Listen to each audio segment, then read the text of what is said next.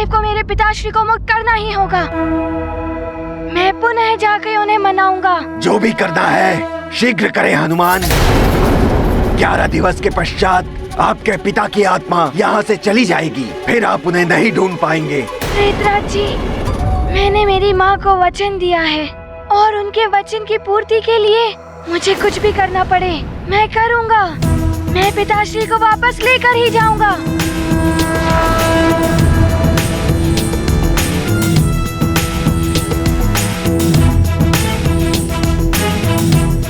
प्रणाम प्रेतराज जी। प्रणाम हनुमान।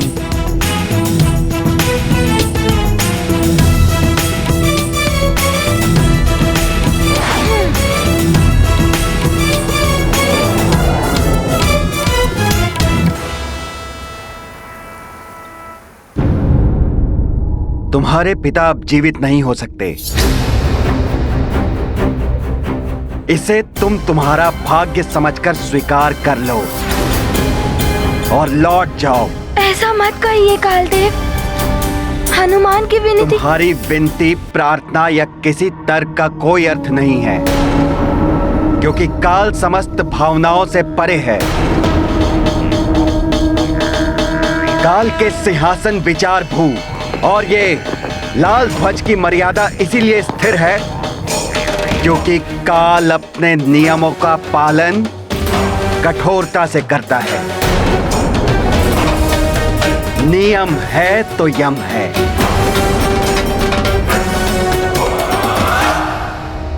उचित है कालदेव, मैं यहाँ से लौट जाऊंगा। मैं आपसे कोई तर्क नहीं करूंगा। मैं आपसे कोई युद्ध भी नहीं करना चाहता।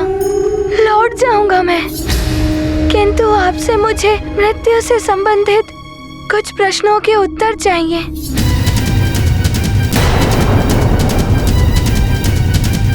तुम होते कौन हो मुझसे प्रश्न पूछने वाले? कालदेव, मैं वो हूँ जिसके पिता को आपने असमय ही मृत्यु दे दी।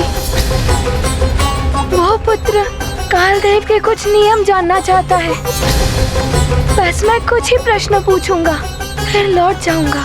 हनुमान, तुम्हारे प्रश्न का उत्तर देने के लिए बाध्य नहीं हूँ मैं।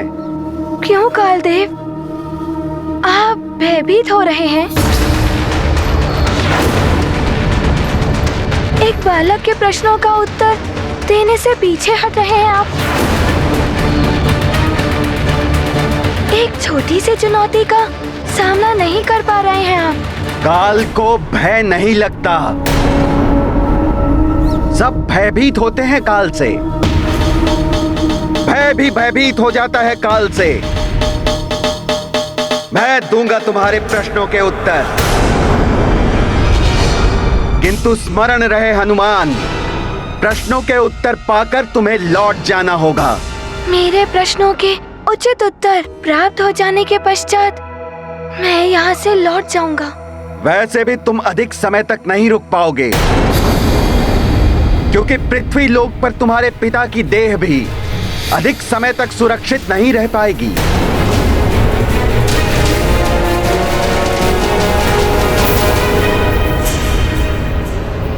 तो हमारी सेना सज्जित हो गई।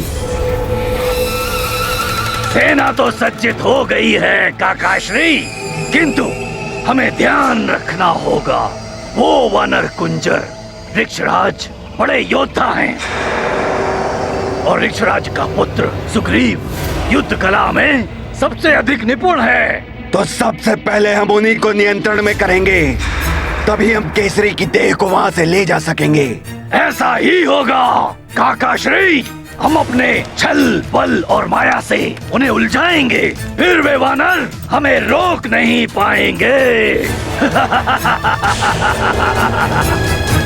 तो चलो भास्करसुर, प्रतिशोध की अग्नि में केसरी की देह को भस्म कर देंगे। हम प्रतिशोध लेंगे।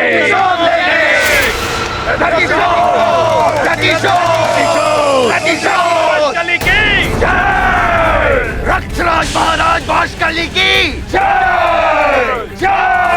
रक्षपति महाराज वाशकली की जय। रक्षपति महाराज वाशकली की प्रतिशोध। ये ध्वनि सुन रहे हैं आप? राक्षस प्रतीत होते हैं। सैनिकों, सावधान हो जाओ तुम सब। राक्षस इस ओर ही आ रहे हैं। ये वही राक्षस हैं जो यहां से भाग कर गए थे। महारानी अंजना और आप सब केसरी जी के निकट ही रहिएगा। वो केसरी जी की देह को नष्ट करना चाहते हैं। हम ऐसा नहीं होने देंगे महाराज। हनुमान के मित्र हैं हम उन राक्षसों का डट कर सामना करेंगे। हाँ चलो। हाँ चलो, हम भी युद्ध करेंगे राक्षसों से। चलो। उधर हनुमान कालदेव के समक्ष अडिग खड़ा है और उधर मेरा परिवार एवं प्रजा मेरी देह को बचाने के लिए प्राण प्रण से लगे हुए हैं। सब मुझे बचाने के लिए किसी भी प्रकार का संकट लेने को तैयार हैं। केसरी जी, आप बड़े भाग्यवान हैं जो आपको ऐसा पुत्र, ऐसा परिवार एवं ऐसी प्रजा मिली है। जब एक बड़ा समूह किसी अच्छे कार्य के लिए एकजुट होकर प्रयास करती है तो प्रकृति भी उसके अनुकूल हो जाती है। मुझे पूर्ण विश्वास है कि हनुमान आपको यहाँ से मुक्त करा लेंगे, कालदेव को मना लेंगे वो। हनुमान, शीघ्र पूछो, क्या पूछना चाहते हो? मेरे पास अधिक समय नहीं है तुम्हारे लिए। समय तो मेरे पास भी नहीं है कालदेव, किंतु आपसे पूछने के लिए प्रश्न मैंने अवश्य सोच लिए हैं।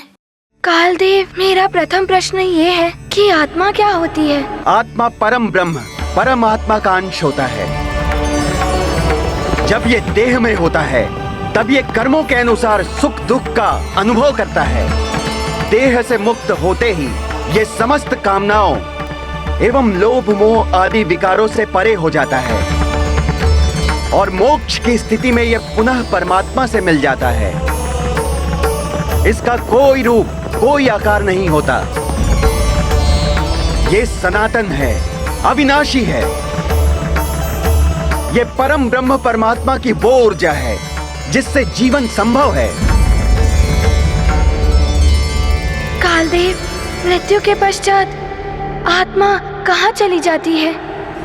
उनका वास कहाँ होता है? मृत्यु के पश्चात आत्मा का वास उसके कर्मों के अनुसार निर्धारित होता है। सत्कर्म और सदाचरण करने वाले मनुष्य की आत्मा उच्च लोकों में वास करती है। जैसे यम के लोक में स्वर्ग की प्राप्ति होती है, उनका वास शिवलोक, भगवान नारायण का गौलोक, श्रीलोक, ब्रह्मलोक आदि में होता है। और यदि उनका पुनर्जन्म होता है तो उन्हें उच्च योनि जैसे राजा का घर आदि प्राप्त होता है। दुष्कर्म और दुराचरण करने वाले मनुष्य की आत्मा निम्न लोकों में भटकती है। जैसे यमलोक में नरक की प्राप्ति होती है, जहां उन्हें अपने दुष्कर्मों का दंड भोगना पड़ता है। उन्हें भूत लोक, प्रेत लोक, पिशाच लोक और कभी कभी जिन्हें किसी अन्य लोक की प्राप्ति नहीं हो पाती है, उन्हें पृथ्वी लोक में ही भटकना पड़ता है। उनका पुनर्जन्म भी निम्न योनि में होता है। एक आत्मा का दूसरी आत्मा से क्या संबंध होता है? समस्त आत्माएं उस एक ब्रह्म की अक्षय ऊर्जा का अंश होने के कारण एक दूसरे से जुड़े रहते हैं, किंतु अपने कर्मों के अनुसार उनका एक दूसरे से संबंध निर्धारित होता है। आत्मा और आत्मा के संबंध में ना कोई बड़ा छोटा होता है, ना कोई दुर्बल और शक्तिशाली। पुण्यात्मा का संबंध पुण्यात्मा से जुड़ता है और पापात्मा पापात्मा को प्रिय होती है। समस्त आत्माओं का एक ही लक्ष्य होता है, अपनी अपनी कर्म गति पूर्ण करके अंततः उस परम ब्रह्म परमात्मा में मिल जाना। किसी भी जीवधारी का जन्म और मृत्यु का निर्धारण कैसे होता है? किसी भी जीवधारी के जन्म और मृत्यु का निर्धारण स्वयं ब्रह्मदेव के विधान के अनुसार होता है। किंतु किस क्षण जीवधारी की मृत्यु होनी है, इसका निर्धारण कैसे होता है? श्वासों की अवधि के निर्धारण से। कालदेव, श्वासों की गणना कौन करता है?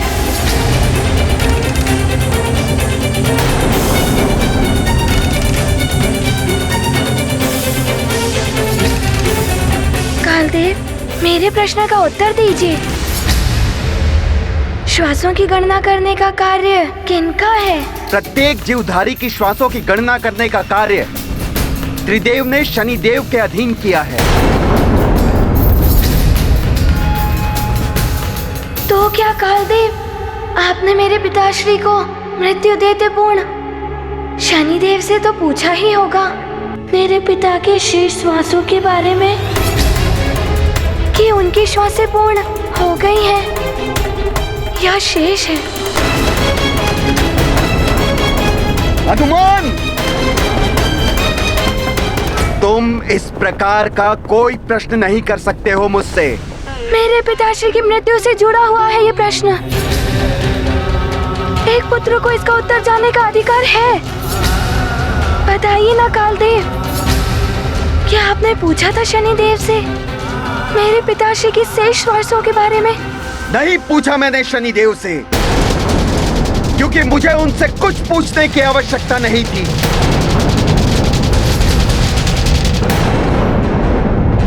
आक्रमण! आक्रमण!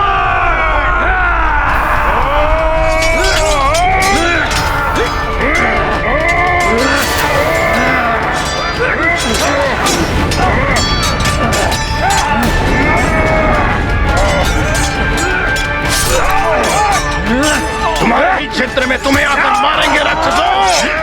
जिसने भी आगे बढ़ने की हिम्मत की उसका अंत निश्चित है। और केसरी पर उठने वाले सारे हाथ तोड़ दूंगा मैं। हाथ तोड़ोगे तुम? यही भूल की थी केसरी ने। मेरे पिता का हाथ उखाड़ दिया, वही प्रतिशोध लेने में आया हूँ।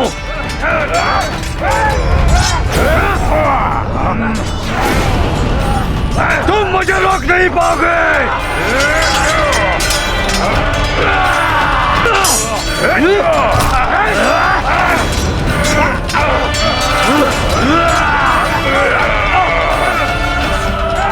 अच्छा, तो तुम ही हो वाष्कासुर? हाँ, वानर राज कुंजर, राक्षसों के परम शत्रु हनुमान और उसके पिता से प्रतिशोध लेने का इतना अच्छा अवसर मैं कैसे छोड़ सकता हूँ?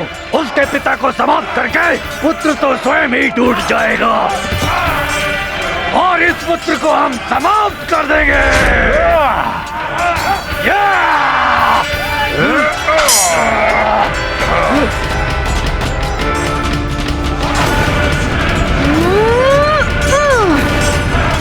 अच्छा, चुपके से आ रहे हैं महाराज की ओर मित्रों।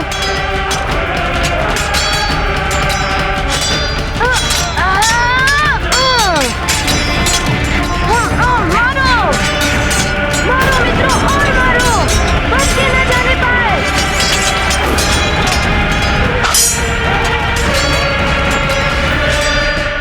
आओ राक्षसों, मेरा सामना करो। भले ही मैं अभी राक्षसी नहीं, किंतु शक्ति अब भी है मुझ में। मैं भी आती हूँ मार्जरिका। अंजना, रुक जाओ, हमें केसरी जी की भी रक्षा करनी होगी। और जोर से मित्रों। अब लगता है माया का प्रयोग करना पड़ेगा मुझे।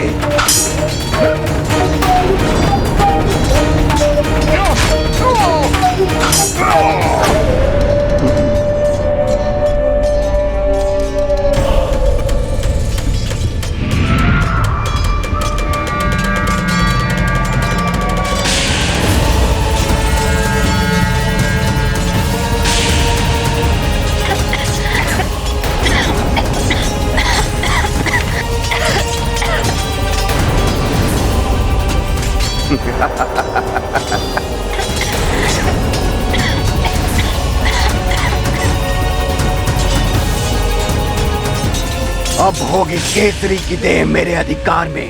हनुमान, अब पूरा होगा मेरे भ्राता के वध का प्रतिशोध।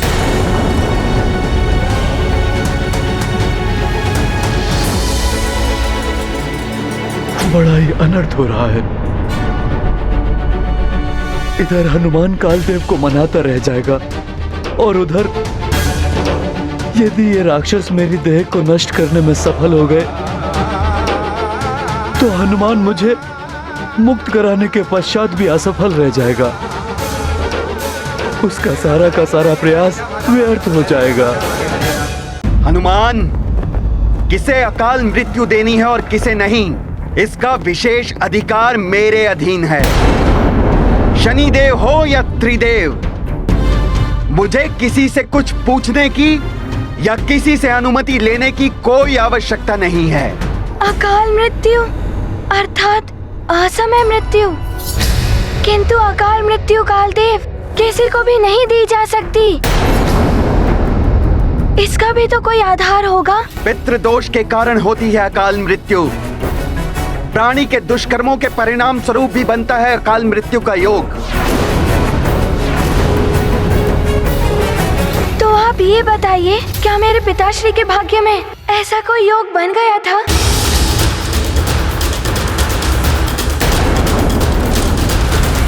अच्छा, तो तुम मुझे प्रश्नों में उलझाकर मेरे कार्य को अनुचित सिद्ध करना चाहते हो।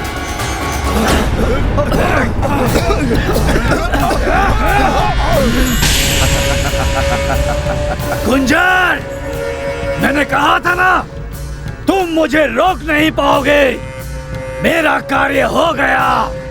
चलो मेरे शूरवीरों। सोच क्या रहे हैं कालदेव, बताइए, क्या मेरे पिताश्री के भाग्य में अकाल मृत्यु का कोई योग बन गया था?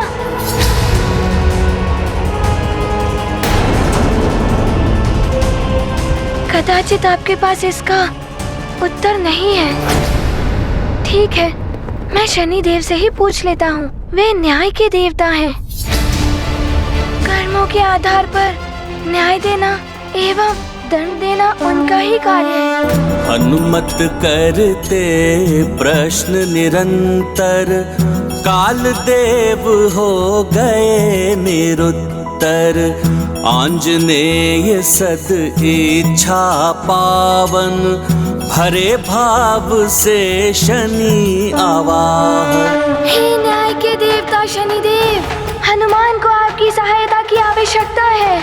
कृपया दर्शन दे, दर्शन दे शनिदेव, दर्शन दे शनिदेव, दर्शन दे।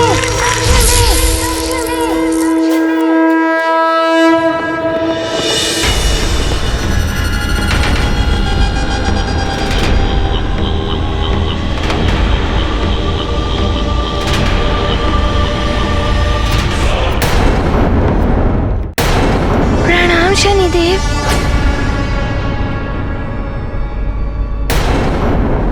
शनिदेव, कृपया मेरी शंका का समाधान कीजिए। आप मुझे ये बताइए, क्या मेरे पिताश्री के कर्मों के आधार पर उनके भाग्य में काल दंड का योग बन गया था? हनुमान, तुम्हारे पिता महाराज केसरी के जीवन की श्वासें अभी शेष थी।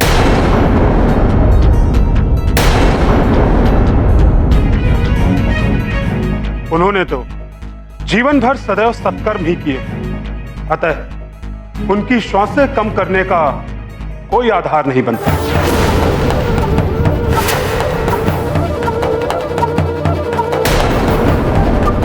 इसका अर्थ ये हुआ चित्रगुप्त जी कि मेरे पिताश्री के भाग्य में अकाल मृत्यु का कोई योग नहीं था। तो क्या आपके लेखा जोखा में कोई त्रुटि हो गई थी?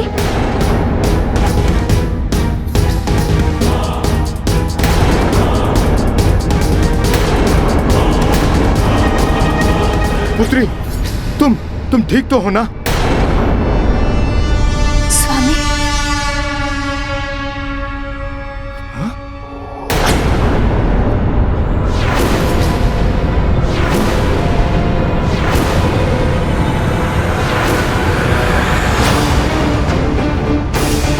नहीं स्वामी,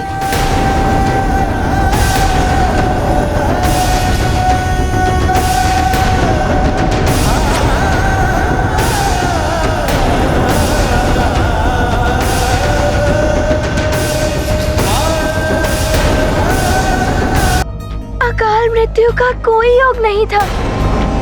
तो क्या आपके लेखा जोखा में कोई त्रुटि हो गई थी? बताइए चित्रगुप्त जी, किसके जीवन का अंत निकट है हनुमान के परिवार में? ये देखिए, सुमेरु के राज परिवार में किसी भी सदस्य की आयु निकट भविष्य में पूर्ण नहीं हो रही है। यदि मृत्यु योग नहीं है तो बनाना होगा मृत्यु का योग। ये क्या कह रहे हैं महाराज कालदेव?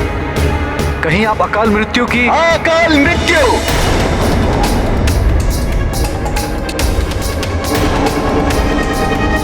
हनुमान, चित्रगुप्त का लेखा जोखा सदैव त्रुटिहीन रहता है। उसकी गणना कभी गलत नहीं होती और उसके अनुसार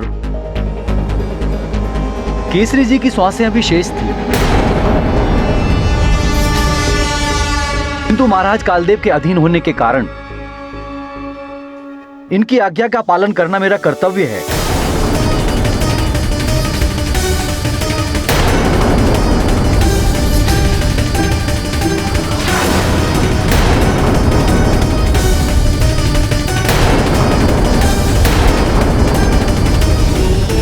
प्रणाम भ्राता कालदेव। हनुमान का कथन सत्य है। महाराज केसरी की अकाल मृत्यु का कोई योग नहीं बनता है। आपने अधर्म और अन्याय करते हुए उन्हें अकाल मृत्यु दी है। कालदेव, विधि का विधान सर्वोपरि, किंतु आपने उसकी उपेक्षा करके अपनी इच्छा को प्राथमिकता दी।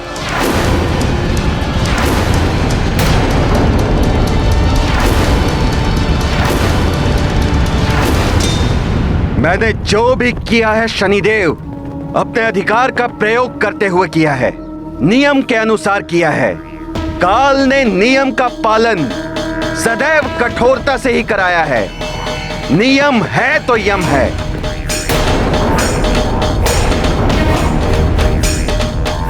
किसी की मृत्यु के संबंध में अंतिम निर्णय मेरा होता है, काल का।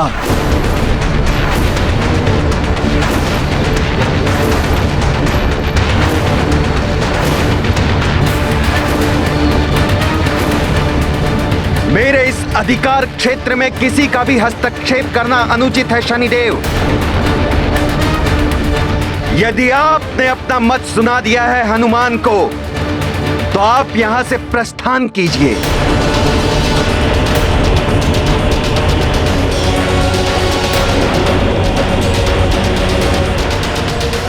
क्योंकि यह प्रकरण मेरे और हनुमान के मध्य है।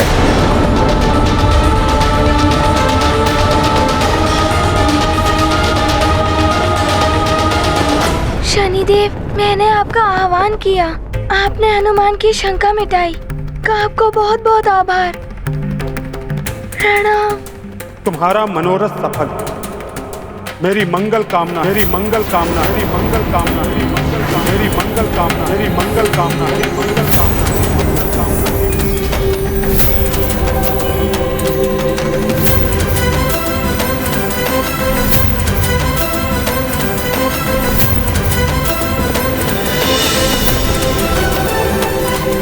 हनुमान, तुम्हारा भी अब यहां कोई कार्य नहीं है। तुम यहां से जा सकते हो।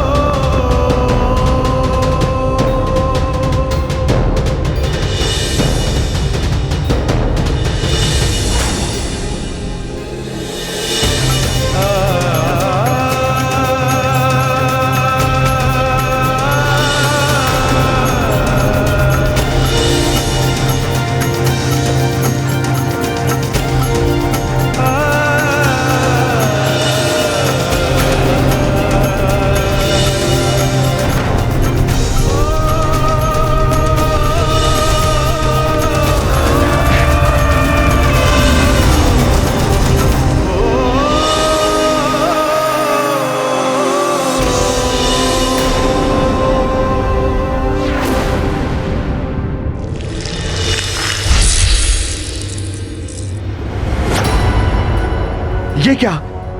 केसरी जी की मृतदेह कहां गई? राक्षसों ने पुनः माया का प्रयोग किया। ये कैसे हो गया? कैसी अभागिन हूं मैं, आपकी रक्षा भी नहीं कर पाई स्वामी।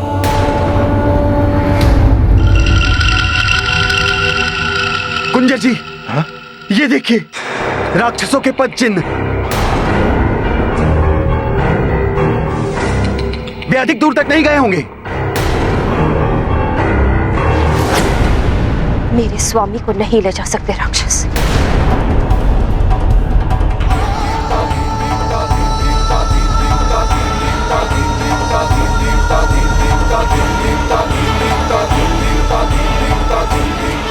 चलो, हाँ चलो। जैसी करनी वैसी भरनी।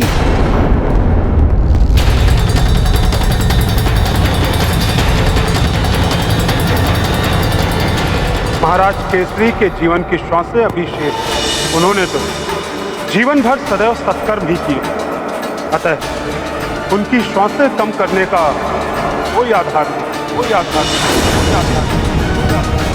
चित्रगुप्त का लेखा जोखा सदैव त्रुटिहीन है। केसरी जी की सांसें अभी शेष थी, किंतु महाराज कालदेव के अधीन होने के कारण इनकी आज्ञा का पालन करना मेरा कर्तव्य है।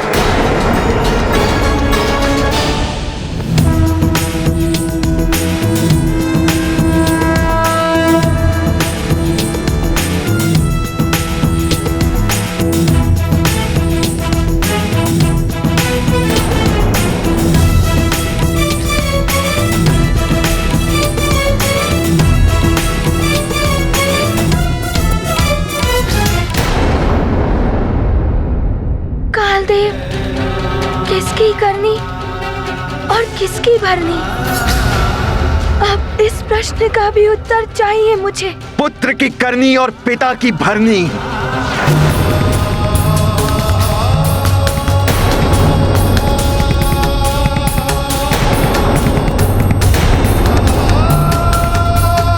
ये तो न्याय नहीं हुआ कालदेव। आपने नियम की ओट लेकर अन्याय किया है।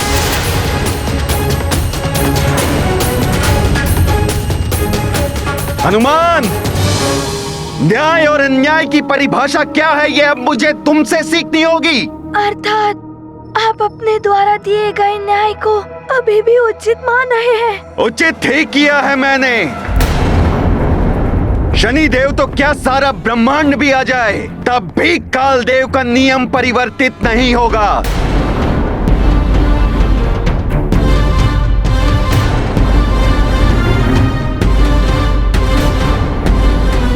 तुम्हारे पिता की मुक्ति असंभव है हनुमान। नियम का उल्लंघन करके नियम की दुहाई मत दीजिए आप कालदेव। मेरे पिताश्री का जीवन शेष था, उनकी श्वासें शेष थी, उनकी आयु शेष थी, उनके भाग्य में अकाल मृत्यु का योग नहीं था, फिर भी आपने उन्हें अकाल मृत्यु दे दी और आप नियम की बात करते हैं। हनुमान,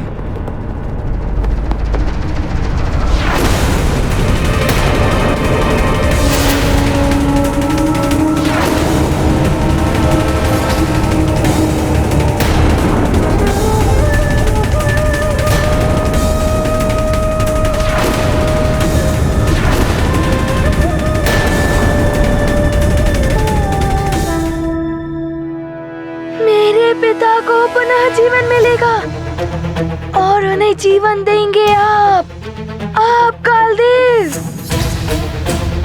मैंने तो अपनी भूल का सुधार कर लिया था, ग्रहों की स्थिति ठीक करके, फिर भी आपने मुझे क्षमा नहीं किया।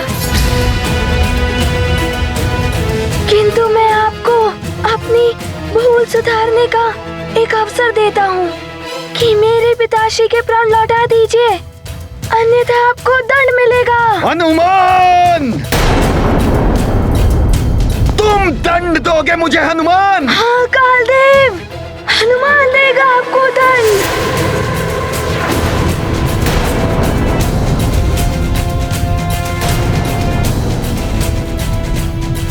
काल देव को दंड देने वाले तुम होते कौन हो? वो पुत्र जिसके पिताश्री के साथ अन्याय हुआ है, और अन्यायी को दंड देना धर्म संगत एवं न्याय है। कदाचित तुम्हारी मति भ्रष्ट हो चुकी है हनुमान, जो मेरे ही भवन में आके मुझे दंड देने की बात कर रहे हो। अब तुम्हारे इस उदंडता का दंड मैं तुम्हें दूंगा।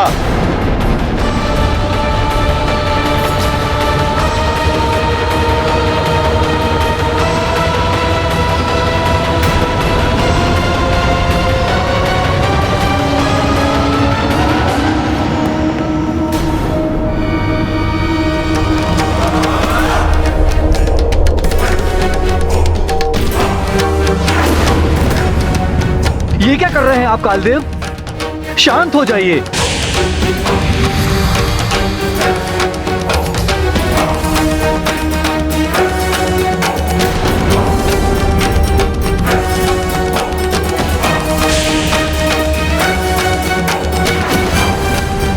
ये उचित नहीं है। हनुमान को क्षमा कर दीजिए। हनुमान क्षमा के योग्य पात्र नहीं है, दंड का पात्र है हनुमान। पात्र है हनुमान।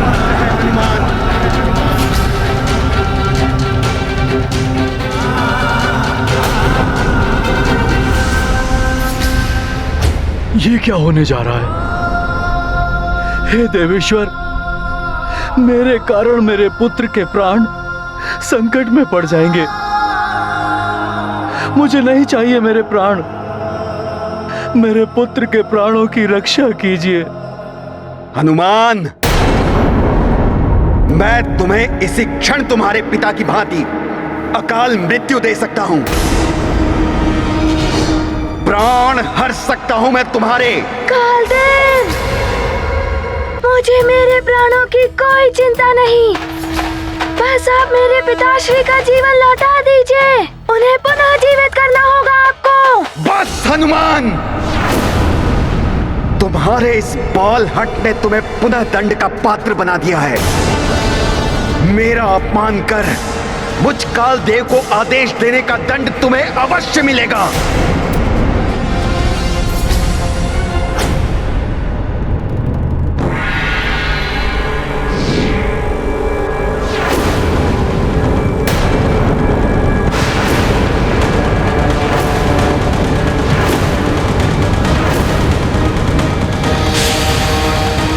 ऐसा मत कीजिए कालदेव। क्रोध त्याग दीजिए, संयम मत खोइए।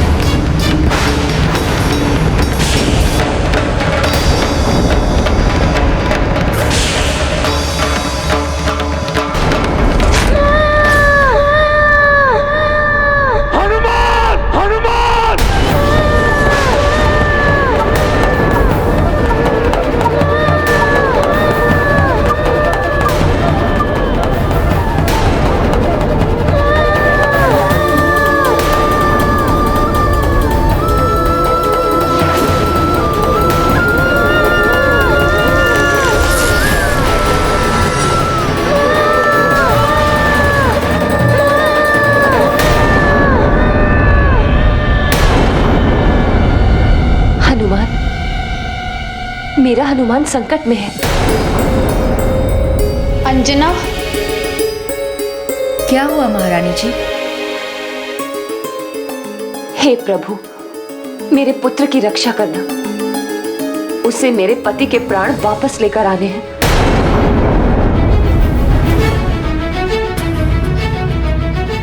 उससे कुछ हो गया तो मेरा सुहाग और आंचल दोनों ही छिन जाएंगे। और यदि ऐसा हुआ तो मैं भी जीवित नहीं रह पाऊंगी। उसकी रक्षा करना देवेश्वर।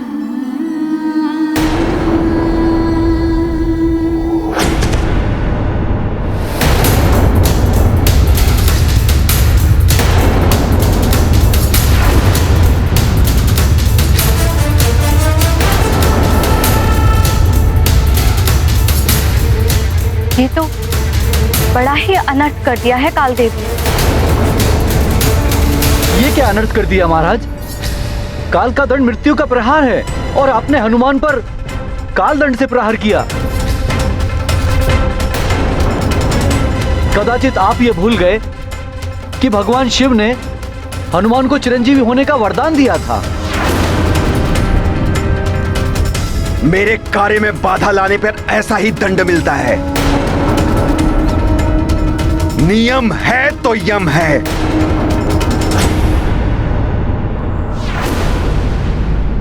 हनुमान! नहीं कालदेव, इतना बड़ा अन्याय। आप देवता हैं, वो अबोध बालक है। अपने पिता के मात्र प्राण ही तो मांगने आया था आपसे। इतना बड़ा दंड क्यों दिया उसे?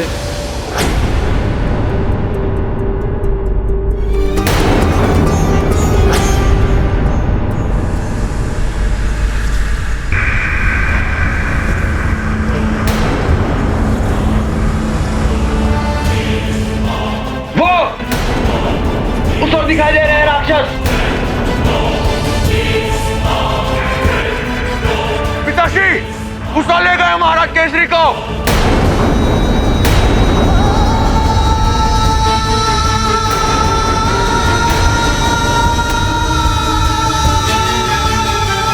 हाँ, वहां दिखाई दे रहा है कुछ।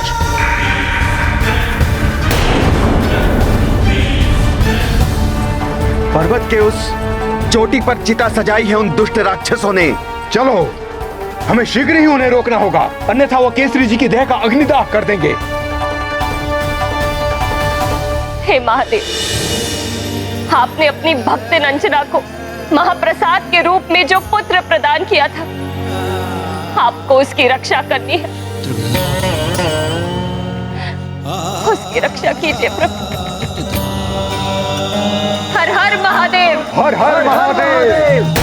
देख रहे हैं देवेश्वर, एक ओर आपकी भक्तिन अंजना का आप पर विश्वास और दूसरी ओर आपके द्वारा ही अधिकृत किए गए कालदेव का अन्यायपूर्ण कृत्य, कालदेव का क्रोध, कालदेव का अहम नियमों की सारी सीमाएं लांघ चुका है देवेश्वर। सबकी एक सीमा होती है देवी। सरोवर का ठहरा हुआ जल जब वर्षा की अधिकता से सारी सीमाएं तोड़ देता है, तो बड़े से बड़े सरोवर भी सूख जाते हैं।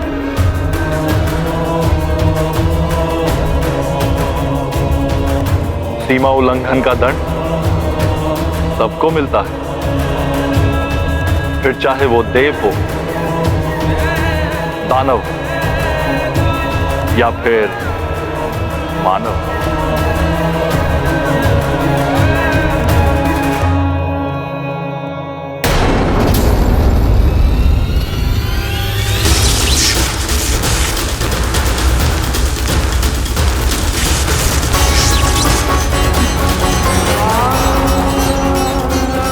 मेरे विश्वास और तुम्हारे पितृभक्ति की शक्ति कालदेव से तुम्हारे पिताश्री के प्राण वापस लेकर आई।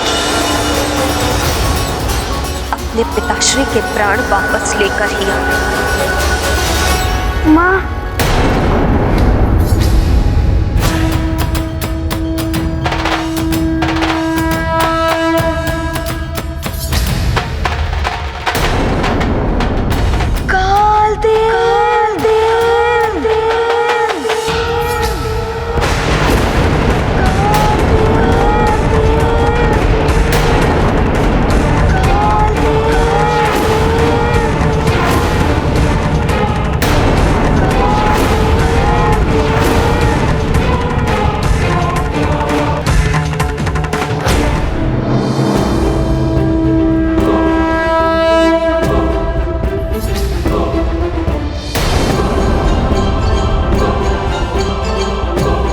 काल दंड के प्रहार से भी बच गए तुम। इससे भी बड़ा दंड दूंगा तुम्हें हनुमान।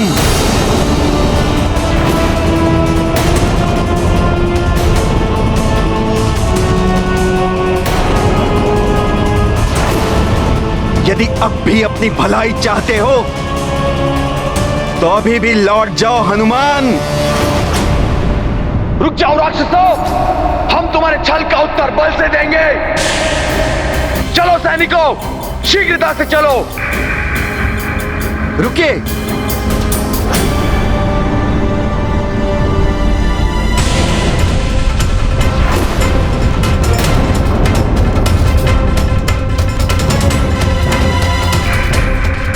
पर्वत की उस चोटी तक पहुंचने के लिए हमें यहां से सीधा चढ़ना होगा। दूसरी ओर से विलंब हो सकता है। हाँ, हम यहीं से चढ़ेंगे। अंजना, आप सब यहीं रुकिए। पुत्र केसरी की चिंता मत करना, हम उन्हें कुछ नहीं होने देंगे। सैनिकों, चलो। हर हर महादेव, हर हर महादेव, हर हर महादेव, हर हर महादेव। शीघ्र कीजिए पिताजी। प्रणाम परमपिता।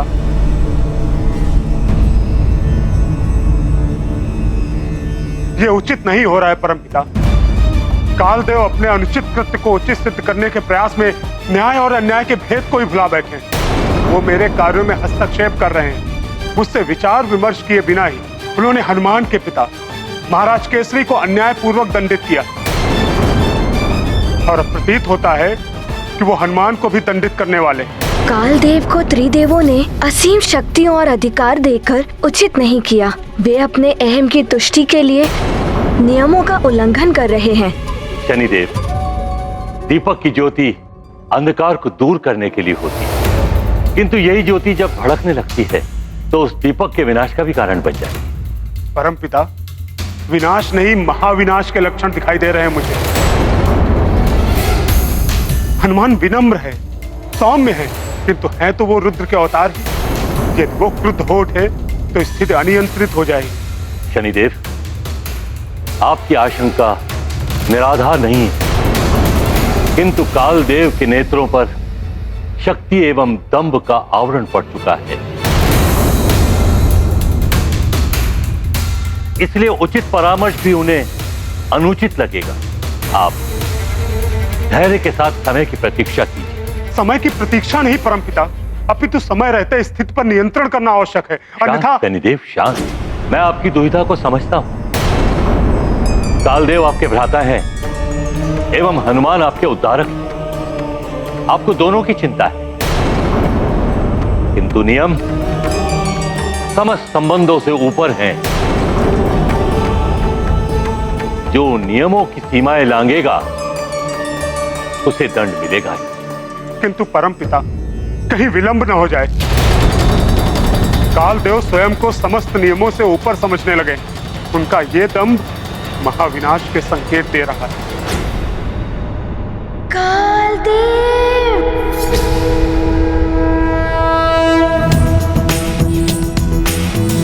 पुनः भूल मत करो हनुमान। यदि अब आगे आने का प्रयास करोगे तो बच नहीं पाओगे। ऐसे नहीं मानोगे तुम हनुमान।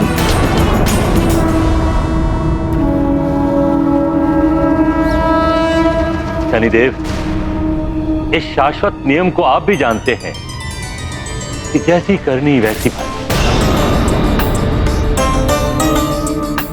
कालदेव की भूल उनके स्वयं के लिए भी भारी संकट उत्पन्न कर सकती है।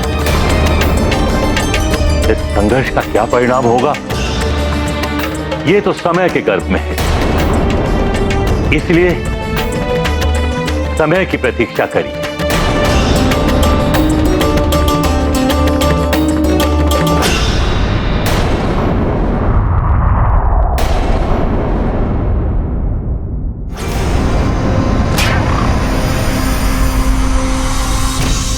हे ब्रह्मदेव, जगत पालक विष्णुदेव,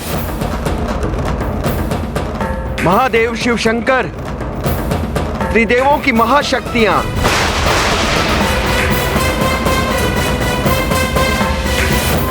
मुझ कालदेव को आपकी आवश्यकता है। अमोघ शक्ति बनकर मेरी सहायता के लिए उपस्थित रहें।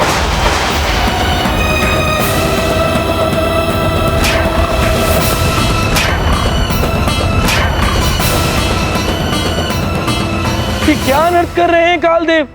त्रिदेवों की शक्तियों का आवाहन, अपने अधिकारों के दुरुपयोग की चरम सीमा तक पहुंच चुके हैं कालदेव तो। कालदेव अपनी मर्यादा तोड़ रहे हैं और हमारी ही शक्ति से हनुमान का अंत करना चाह रहे हैं। आपकी चिंता उचित है महादेव, किंतु असीमित अधिकार तो हमने ही कालदेव को दिया है। कालदेव का पद सौंपते समय बताइए, ऐसी परिस्थिति में क्या किया जाए? किंतु देवों, हम कर ही क्या सकते हैं? अपने दिए हुए वचन से हम विवश हैं। सुनिश्चित शक्तियाँ हमें देनी ही पड़ेंगी। हे महाब्रह्मदेव, अपनी पराशक्ति दे।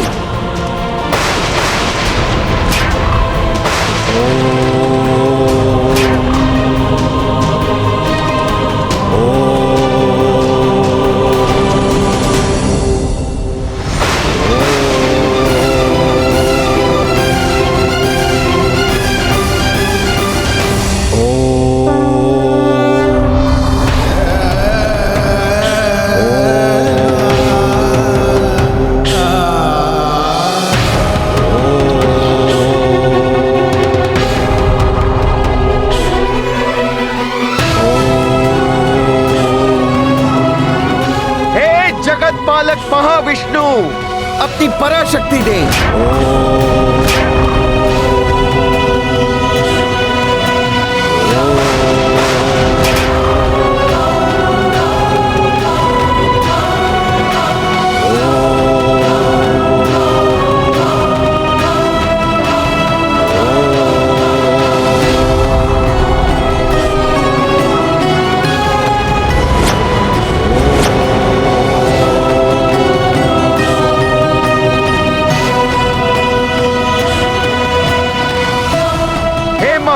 शिव शंकर, अपनी पराशक्ति दे।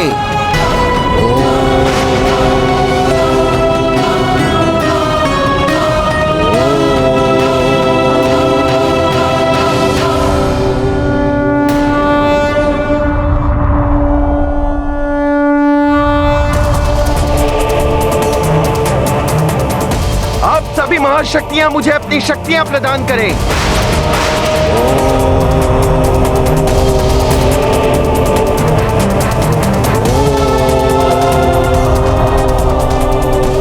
त्रिदेवों की पवित्र शक्तियां।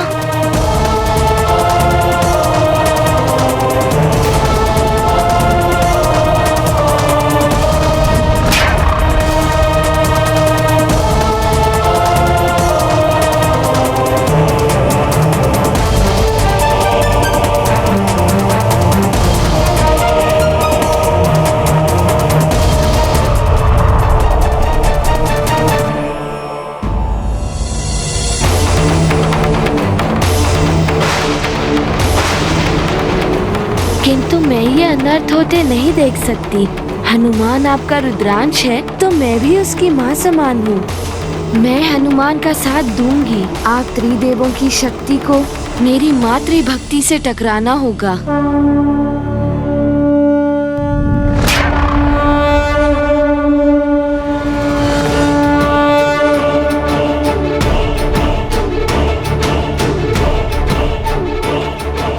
आप विधान से बंधे हुए हैं, किंतु मैं अपनी शक्ति से रक्षा करूंगी हनुमान की।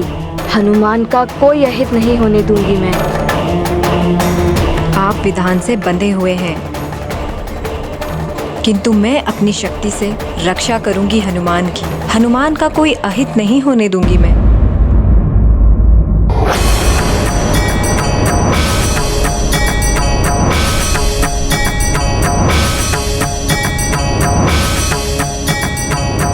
नारायण नारायण। त्रिदेवों की शक्तियां एकत्रित होकर महाघातक अमोघी शक्ति बनकर उत्पन्न होने लगी कालदेव के हाथों में। इस महाशक्ति के प्रयोग का अधिकार तो मात्र कालदेव को ही है और इस महाशक्ति के प्रयोग से तो त्रिदेवों का भी अंत किया जा सकता है।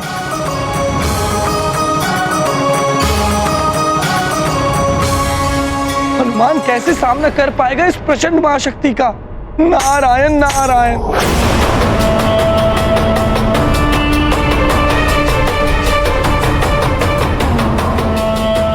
कालदेव के अभिमान ने उन्हें अंधा बना दिया है। एक बालक पर त्रिदेवों की शक्ति का प्रयोग। नारायण नारायण। ये अनर्थकारी है, देवताओं के लिए और संपूर्ण सृष्टि के लिए भी।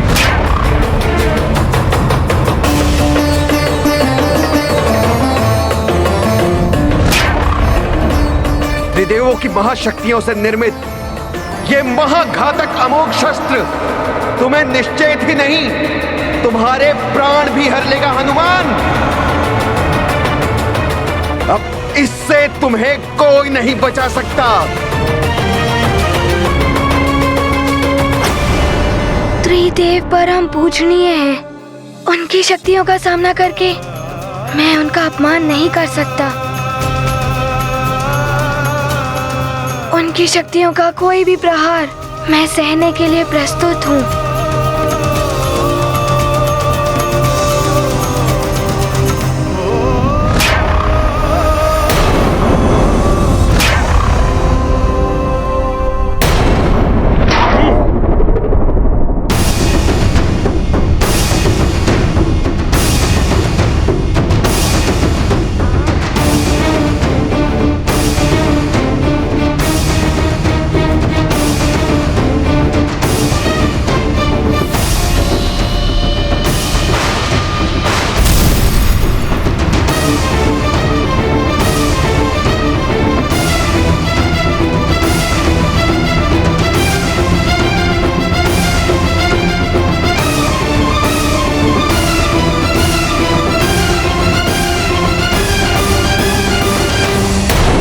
नारायण नारायण, ये अमोधी शक्ति तो हनुमान की देह से पंचभूत तत्व क्षिति, जल, पावक, गगन और समीर को खींचकर हनुमान की देह को निस्तेज बना रही है।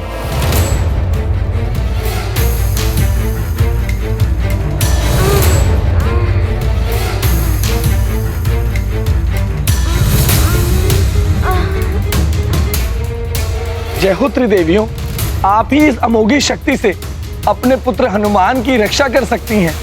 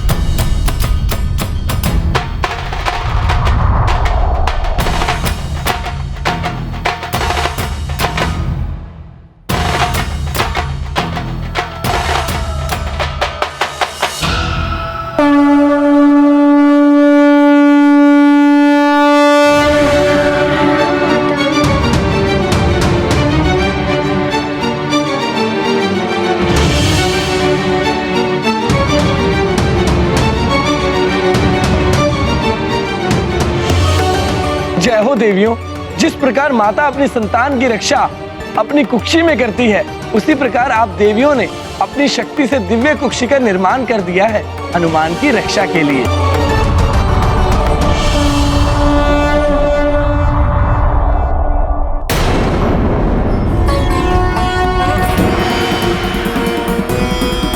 देवियों, आपकी इस मात्र शक्ति के समक्ष तो बड़ी से बड़ी शक्तियां नतमस्तक हो जाएंगी।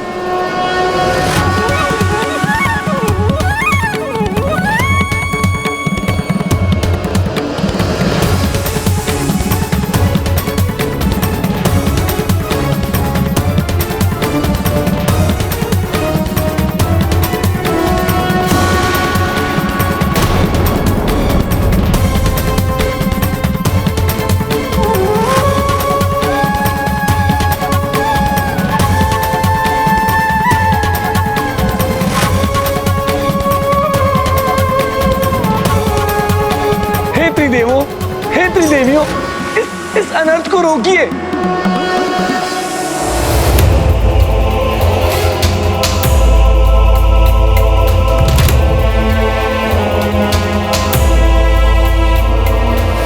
क्या करूं मैं? समय व्यतीत प्रतीत होता जा रहा है पिताश्री की शीघ्र ही मुक्ति नहीं हो पाई और उन्हें प्रेत लोक छोड़ना पड़ गया तो बड़ा अनर्थ हो जाएगा। माँ को दिया हुआ वचन कैसे पूर्ण हो पाएगा?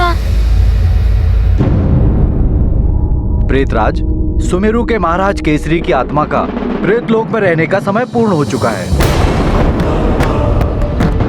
हम केसरी जी की आत्मा को यहाँ से ले जाने के लिए आए हैं।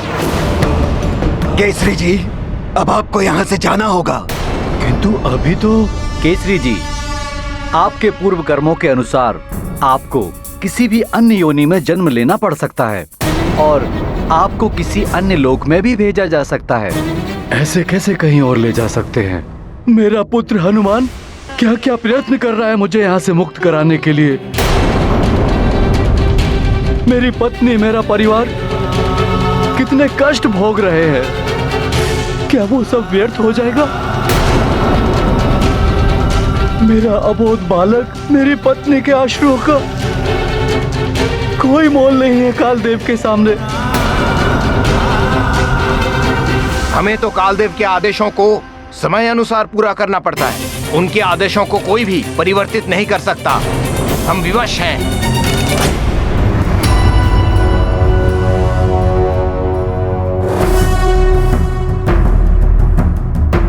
तो त्रिदेवों की महाशक्ति को त्रिदेवियों की शक्ति से निर्मित मातृकुक्षी ने रोक रखा है, किंतु ऐसा मैं अधिक समय तक नहीं होने दूंगा। हे त्रिदेवों की महाशक्तियां मेरे देह में समाहित हो जाएं।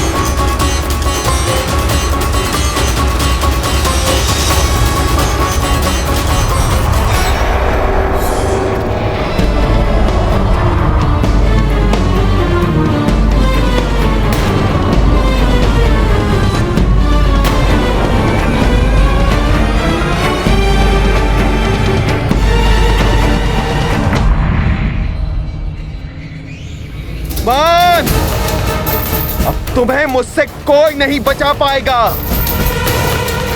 शीघ्र ही तुम्हें मैं अपने पांव के नीचे कुचल दूंगा।